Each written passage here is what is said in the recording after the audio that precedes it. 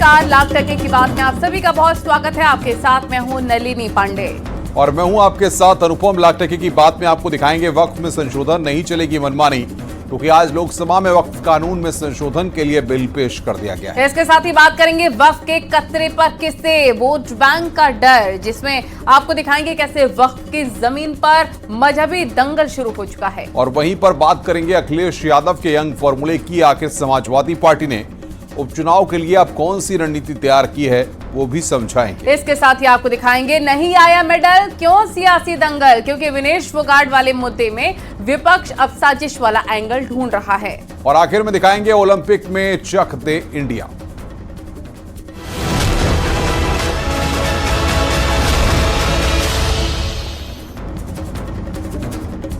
और चलिए सबसे पहले बात कर लेते हैं वक्फ के बदलते वक्त की, जहां वक्फ बोर्ड की अनियंत्रित शक्तियों को कम करने के लिए आज लोकसभा में वक्फ कानून में संशोधन के लिए बिल पेश किया गया। और ऐसा इसलिए ताकि वक्फ किसी भी संपत्ति पर बिना सत्यापन अपना अधिकार घोषित नहीं कर सके। इसके लिए केंद्रीय अल्पसंख्यक कार्य मंत्री किरेन रिजिजू ने बिल को संयुक्त संसदीय समिति यानी कि जेपीसी के पास भेजने का प्रस्ताव रखा, ताकि इस बिल को संसद के पटल से पास करवाया जा सके और कांग्रेस सरकार में मिले वक्फ के पावर को कम किया जा सके। नहीं कर पाया वो हम पूरा वक्फ बोर्ड को कब्जा करके रखा हुआ है और आम मुसलमान लोगों को जो न्याय इंसाफ नहीं मिला उसको सही करने के लिए ये बिल लाया गया है। इतिहास में दर्ज होगा कि ये बिल को कौन कौन समर्थन किया है और किसने विरोध किया है, ये इतिहास में। मोदी सरकार ने साफ कर दिया है कि ये बिल जो हैरेसमेंट है उसका समाधान, ये वक्फ के जो सुधार के लिए बिल आ रहा है, मैं मानता हूं कि ये वक्त की भी जरूरत है, वक्त की भी जरूरत है। और इसीलिए मैंने कहा कि जो समाज का हित है उसका संरक्षण होना चाहिए और जो हैरेसमेंट है उसका समाधान होने की आवश्यकता है। इस पर जो है वो डिबेट हो, डिस्कशन हो, डिसीजन हो, चाहे वो पार्लियामेंट में हो, चाहे पार्लियामेंट्री कमेटीज में हो, लेकिन मैं मानता हूं कि ये वक्त के लिए भी बेहतर होगा और वक्त के लिए भी बेहतर होगा। भारत में वक्फ की यूपी में शिया वक्फ बोर्ड के पास 15,386 संपत्तियां हैं, तो उत्तराखंड में वक्फ बोर्ड की 5,388 संपत्तियां हैं। यानी वक्फ बोर्ड पहले जिस जमीन पर अपना दावा कर रहा था और दावे के दम पर उस जमीन को अपने अधिकार में ले लेता था, अब उस दावों का बाकायदा वेरिफिकेशन होगा। बिना सत्यापन वक्फ बोर्ड को किसी भी हाल में संपत्ति नहीं मिलेगी। Bureau report, news 18।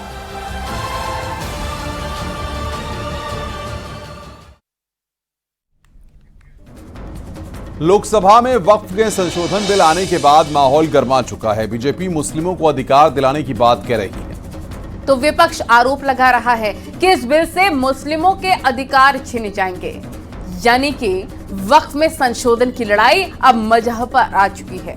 विपक्ष के इस विरोध के मायने भी निकाले जा रहे हैं और दावा किया जा रहा है कि ये बिल का विरोध नहीं बल्कि मुस्लिम वोट बैंक को अपने पाले में लाने की कोशिश है। यानी कि वक्फ की जमीन पर अब मजहबी दंगल शुरू हो चुका है। इसी पर आपको दिखाते हैं रिपोर्ट।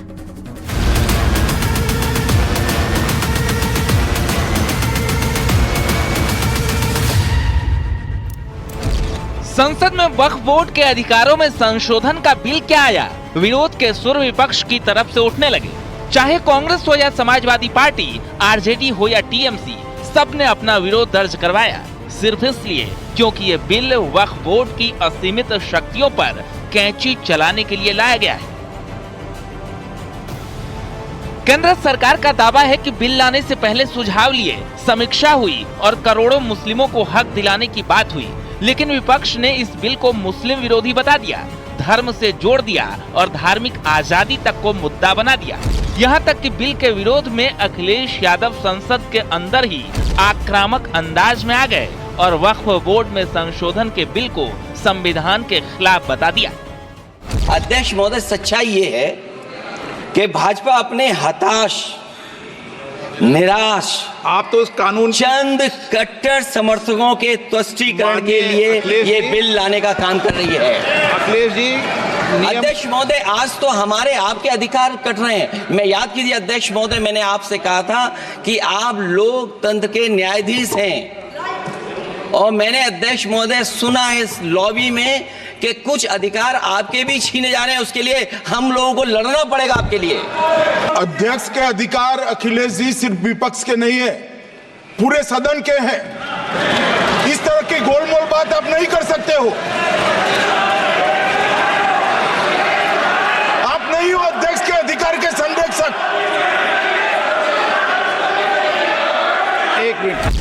जहां विपक्ष इस बिल का विरोध कर 20% आबादी को साधने की कोशिश में है, तो वहीं बीजेपी ने साफ कर दिया है ये बिल मुस्लिमों के हित में है, गरीब मुस्लिमों के लिए है, उन्हें उनका अधिकार दिलाने के लिए है। यानी एक तरफ संसद में वक्फ बोर्ड में संशोधन वाले बिल पर जुबानी बहस हो रही थी, इसी बीच मायावती ने भी इसमें धार्मिक एंगल ढूंढ निकाला।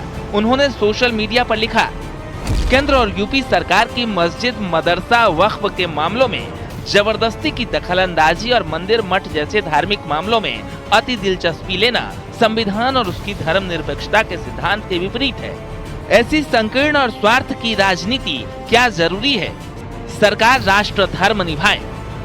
बात संविधान के रास्ते राष्ट्र धर्म तक पहुंच चुकी है और दिल्ली से लखनऊ तक इसका विरोध हो रहा है, सिर्फ इसलिए क्योंकि बात अल्पसंख्यक वोट बैंक की है।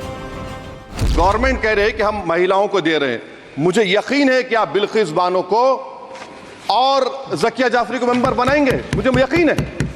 मैं आपसे जानना चाह रहा हूं सर कि ये जो आप बिल ला रहे हैं, आप देश को बांटने का काम कर रहे हैं, जोड़ने का काम नहीं कर रहे हैं। आप दुश्मन हैं मुसलमानों के, उसका सबूत ये बिल है।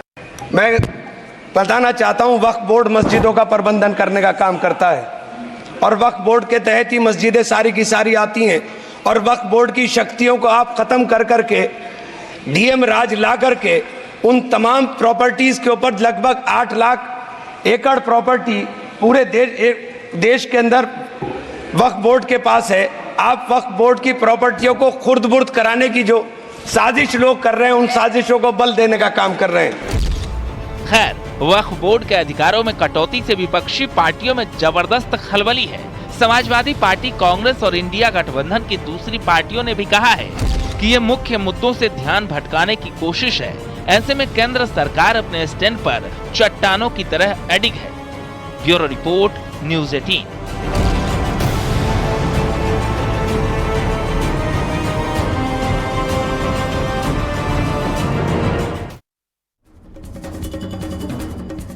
तो उपचुनाव से पहले अखिलेश यादव अपनी टीम में नई जान फूंकने की कोशिश कर रहे हैं, युवाओं को मौका देने की रणनीति पर काम कर रहे हैं। क्योंकि दावा किया जा रहा है कि उपचुनाव के लिए समाजवादी पार्टी कई सीटों पर यंग लीडरशिप वाला प्रयोग करने वाली है। इसके साथ ही यंग लीडरशिप वाले प्रयोग में उन चेहरों को शामिल किया जाएगा जो सपा के नेताओं, सांसदों के परिवार वालों से ताल्लुकात रखते हैं। और इस लिस्ट में कई नाम हैं जिसे उपचुनाव में मौका मिल सकता है। आपको इस रिपोर्ट के जरिए विस्तार से दिखाते हैं।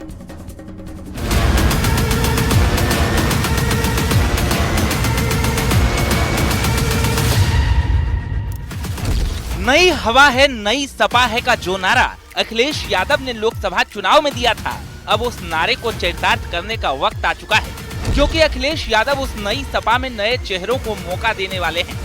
युवाओं की भागीदारी बढ़ाने पर फोकस कर रहे हैं और पार्टी के वरिष्ठ नेताओं के बाल बच्चों को जिम्मेदारी दे रहे हैं। अखिलेश ने कहा था, ये युवा हैं, ये आधुनिक समाज की चुनौतियां अच्छी तरह समझते हैं, इनके आने से पार्टी को युवाओं के नए विचार भी मिलेंगे। अब अखिलेश यादव के इसी संदेश के तहत उपचुनाव में जो प्रत्याशी तय हो रहे हैं, उसमें परिवारवाद की छाप के साथ दूसरी कतार के नेताओं की जमात भी तैयार हो रही है।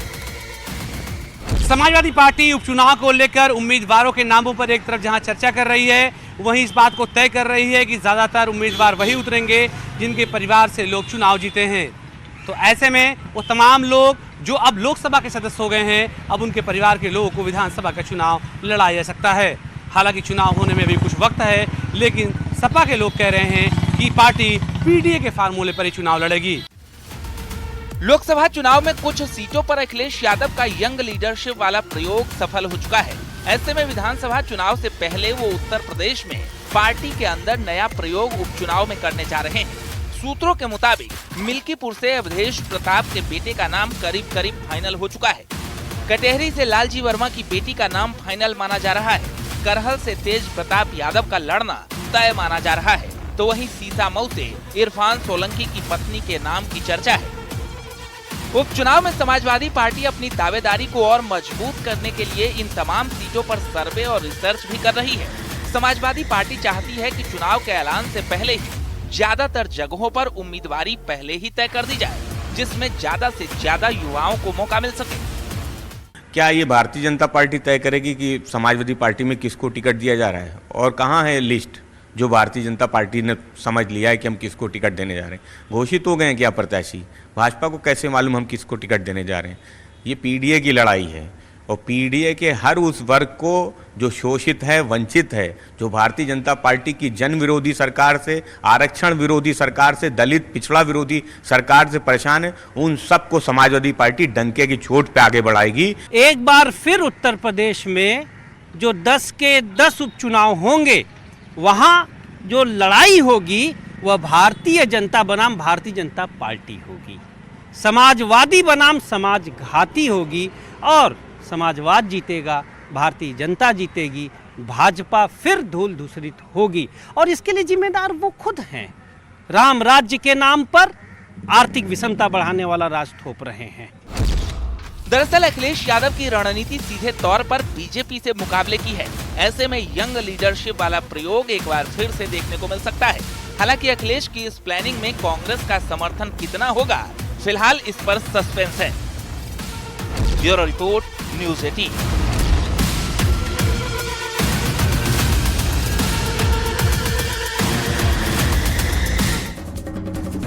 और बड़ी खबर इस वक्त आ रही है, लखनऊ में सीएम योगी की कानून व्यवस्था को लेकर अहम बैठक हुई है। मीटिंग के दौरान सीएम योगी के अफसरों को सख्त निर्देश।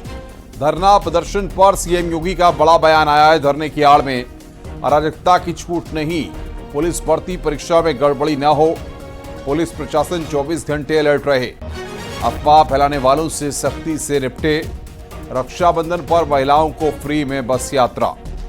तो इन तमाम मुद्दों पर आज की वीडियो कॉन्फ्रेंसिंग में समीक्षा बैठक में चर्चा हुई है।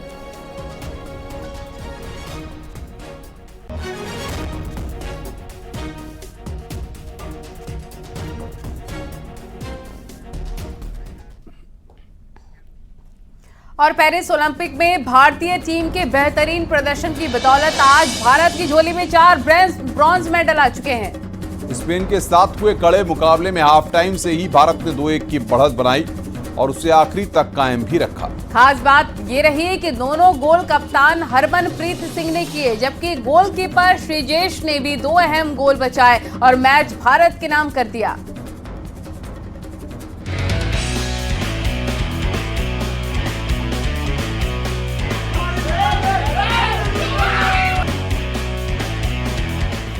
भारत ने पेरिस ओलंपिक्स में चौथा मेडल जीत लिया है।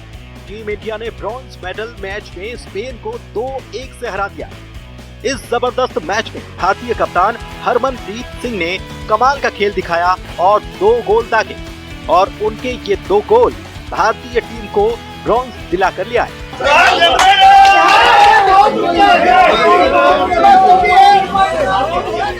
मेहर की धन गुरु रामदास ने मेहर की ऐतिहासिक जीत है, ऐतिहासिक धन गुरु रामदास ने मेहर की धन गुरु रामदास ने मेहर की। बहुत मैच फसवा है, बहुत डर लगन दिया है। मेरे मालिक रखा मालिक का ही सब कुछ, मेरे मालिक का टोक्यो में ब्रॉन्ज आया, फिर ब्रॉन्ज आया, कोई नहीं कुछ ना कुछ जवान को ना कोई देश नहीं लेके आ रहा है। मालिक करे मेहर करो जो कुछ खतरनाक मोड़ आ गया। हाँ जी, हाँ जी। सबसे पहले उन्होंने 30वें मिनट पर गोल दागा और इसके बाद 33वें मिनट में भी हरमनप्रीत सिंह ने ही पेनल्टी कॉर्नर पर गोल दाग दिया। हालांकि हाफ टाइम की अगर बात की जाए तो 30वें मिनट पर स्कोर 1-1 का था और बराबरी का खेल चल रहा था। हालांकि इसके पहले 18वें मिनट में ही स्पेन की ओर से इकलौता गोल मार्क मेलारेस पोर्टिलो ने पेनल्टी स्ट्रोक के जरिए किया था। बहुत खुशी है, आज इंडिया जीत गई, बहुत खुशी है भैया। हाँ, बहुत खुशी, बहुत बहुत खुशी। महादेव, अरे मेडल का रंग नहीं बदला लेकिन वही मेडल मिला तो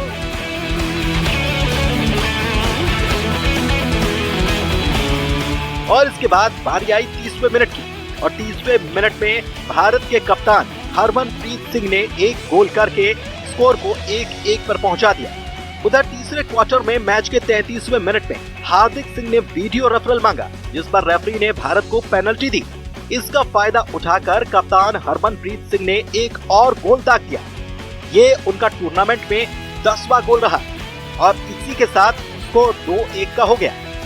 मैच के 59वें मिनट में स्पेन को पेनल्टी कॉर्नर जरूर मिला, लेकिन गोलकीपर पीआर श्रीजेश ने इस गोल को बचा दिया और इसी के साथ भारतीय टीम ने ब्रॉन्ज मेडल पर कब्जा कर लिया।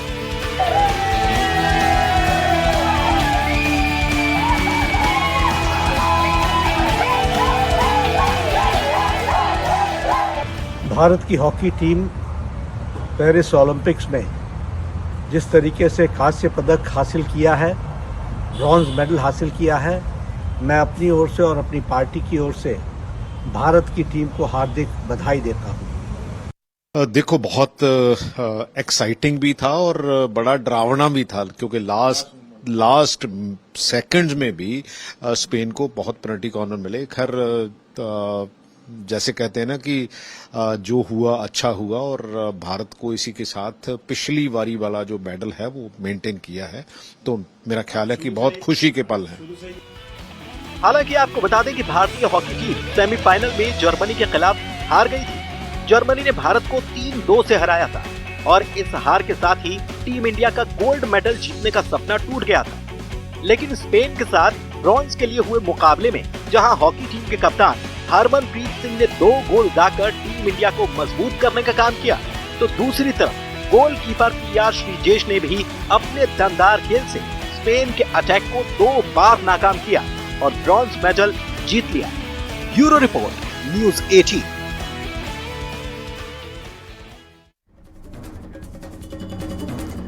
लगातार दूसरे ओलंपिक में भारतीय हॉकी टीम ने ब्रॉन्ज मेडल जीता है। भारतीय टीम ने ब्रॉन्ज मेडल मुकाबले में स्पेन को 2-1 से मात दे दी है। पीएम मोदी भारतीय हॉकी टीम को जीत की बधाई देते नजर आए। भारतीय हॉकी टीम के खिलाड़ियों से उन्होंने बातचीत की है। जीत के लिए प्रधानमंत्री नरेंद्र मोदी ने दी बधाई। सर नमस्कार। नमस्कार सर।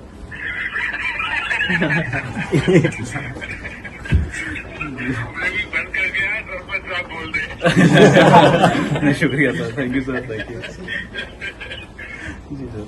मैं आपको और पूरी टीम को बहुत बहुत बधाई। शुक्रिया सर, थैंक यू। बहुत भारत का नाम रोशन किया आपने और आपको याद होगा मैंने टोक्यो में कहा था आपको जी सर कि आपने पराजय की पूरी श्रृंखला को तोड़ा है जी सर। और अब आपके नेतृत्व में और आपकी पूरी टीम के प्रयासों से इस बार भी हमने प्रगति की है और मुझे पक्का विश्वास है कि अब हॉकी, क्योंकि वो पुराना जो स्वर्णिम काल था वो फिर से आप लोग वापस लेके आएंगे, तो मुझे पक्का विश्वास हो गया है। जी बिल्कुल सर, बिल्कुल लेके आएंगे सर, थैंक यू सर। हमारे श्रीजे से जी साहब घोषित कर दी है जी, साथ में ही सर, कर लीजिए sir. Hello sir. Yes sir, Sreejesh बात कर रहा हूँ सर। कैसे हो भैया? एकदम बढ़िया कंग्रेचुलेशन सर। बधाई हो आपको। Thank you sir, thank you. आपकी कमाल, आपने निवृत्ति घोषित कर दी आखिरी में। Yes sir. लेकिन आपको नई टीम तैयार करनी होगी भैया। Yes sir, yes sir. देखिए, मैं एक बात तो आज जरूर कहना चाहूंगा, 10 खिलाड़ियों के साथ ब्रिटेन की लड़ाई आपकी, मुझे लगता है हिंदुस्तान का हॉकी को समझने वाला हर बच्चा इसको हमेशा याद रखेगा। Thank you sir, thank you sir. और इसको एक उदाहरण के रूप में माना जाएगा और मैं मानता हूँ कि दुनिया में भी हॉकी की चर्चा होगी, तो ये आपकी क्वार्टर फाइनल के मैच का तो जरूर जिक्र आएगा। Thank you sir. Thank you sir. और मैं सच बता दूं, अच्छा टीम स्पिरिट भी दिखाई दिया और आपने बिल्कुल जमकर के, और मैं देखा कि एक बार हारने के बाद थोड़ा मोरल डाउन हो जाता है, लेकिन आपने 24 घंटे में फिर से अपने आप को रिकवर करके पूरी ताकत से निकल पड़े आप लोग। ऐसा जी सर। देखिए, देश को बड़ा गर्व हो रहा है आप लोगों पर, और मेरी तरफ से बहुत बहुत बधाई है सबको। Thank you very much sir. सबकी तबीयत तो ठीक है ना, कोई इंजरी नहीं हुई? नहीं सर, सब एकदम बढ़िया सर। सब लोग इधर आपको सुन रहे सर, सब खुश है, सब आपका कॉल के इंतजार में था सर। मैं सबको मेरी तरफ से बहुत बहुत बधाई दे रहा भैया। भारत माता की thank you sir. Thank you. माता की जय sir. Thank you sir.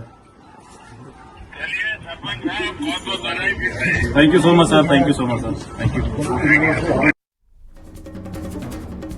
Paris Olympics में हॉकी टीम की जीत पर इंटरनेशनल ओलंपिक कमेटी के सदस्य और लायंस फाउंडेशन की चेयरपर्सन नीता अंबानी ने बधाई दी है। उन्होंने कहा कि आपकी मेहनत ने हॉकी में सफलता दिलाई है, आपको और ऊंचाइयों पर देखना चाहते हैं। हॉकी की समृद्ध विरासत पर एक बार फिर से जीवित हो गई है, ये उनकी तरफ से कहा गया है कि एक बार फिर से हॉकी की समृद्ध विरासत जीवित हो गई है।